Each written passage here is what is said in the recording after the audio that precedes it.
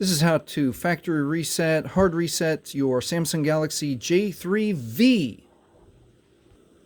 All right, with your J3V powered off, we're going to hold volume up, home, and power all at the same time. Always press power last. So here we go. Volume up, home, power, all at the same time. We're going to keep holding. Feel a vibration, keep holding. See the logo, keep holding. When the logo disappears, we'll let go. Right about there. And the Android recovery menu comes right up.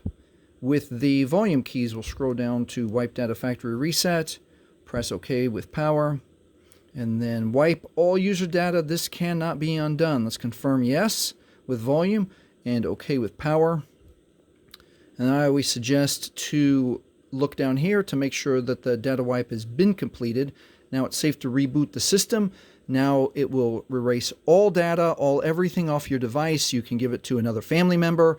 It is now safe to recycle. It is now safe to turn it in to your employer. If this has helped you, please like, please subscribe. Thank you for watching.